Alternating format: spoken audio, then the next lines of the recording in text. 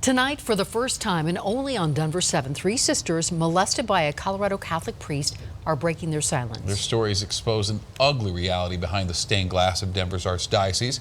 And it comes less than a month after a special investigation into Colorado's Catholic Church that found at least 166 children sexually abused by 43 different priests since the 1950s. And these sisters are courageously talking to Chief Investigative Reporter Tony Kowaleski, hoping their story inspires others to come forward. My name is Kate Stover, and I was molested by Father White. My name is Carol Clear, and I was molested by Father White. My name is Marcia Stover, and I was molested by Father White. Three sisters now talking about the painful memories they've all kept inside since they were little girls. The abuse and the trauma that I had from Father White, my body, my brain has blocked out. All three raised as devout Catholics. You know, the priest is standing, I'm 10, he's looking down at me. I'm doing what I'm told. He takes me up to the rectory and takes me downstairs and stands behind me and rapes me. Their report cards and their grade school pictures, memories of their days of Catholic school at this church in Loveland. I recall vividly being in a bathroom stall of the girls' restroom at school and Father White in the stall with me. I was huddled in the corner and he forced me to have oral sex. This is the priest the three sisters accuse of violating their childhood. Father Robert White was described in this report as the most prolific known clergy child sex abuser in Colorado history. I know for a fact that I'm not listed in there, and I should be.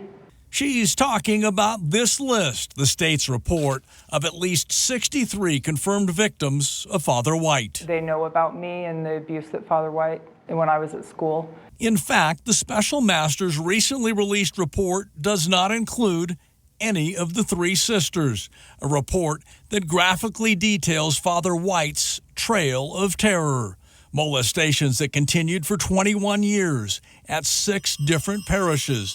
The report says, quote, "The Denver Archdiocese knew from the outset of White's career that he was a child sex abuser." I was abusing kids before I was born. They facilitated it, as you say. They covered it up. We can't trust them after what they did.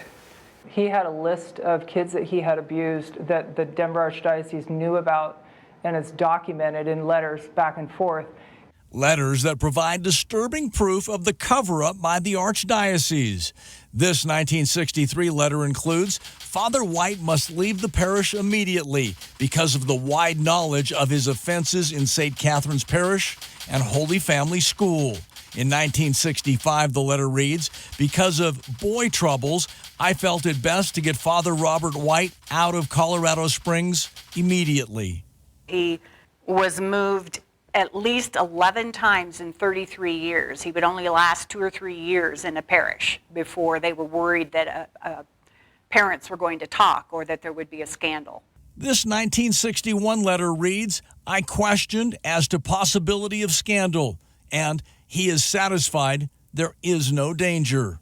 Perhaps most disturbing for these three sisters, this 1968 letter about Father White at St. Anthony's in Sterling, a letter that includes, "The parish would be better off without Father White."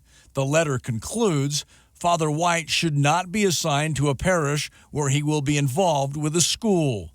8 days later, this letter informed Father White he was transferred to St. John's in Loveland. That letter in Sterling warned that he shouldn't be around kids, and yet they sent him to a school where we were, and he abused us. So could they have stopped that? Absolutely. The Special Master's report strongly criticized Denver's Archdiocese for its handling of Father White. It reads, "The Archdiocese never did a thorough and independent investigation, never voluntarily reported him to police, was frequently dishonest with his victims," and it concludes, "Father White's file reveals that broad, deep, and permanent harm to children was the consequence." Which brings us back to Kate, Carol, and Marcia. I wanted to use a stronger word than molested. Like rape. That sounds too soft. Just seconds after those introductory comments about Father White, possibly the interview's most telling moment, all three deciding to send an even stronger message. I'm Carol Clear, and I was sexually assaulted and raped by Father White. My name is Kate Stover, and I was sexually abused by Father White. My name is Marcia Stover, and I was raped by Father White.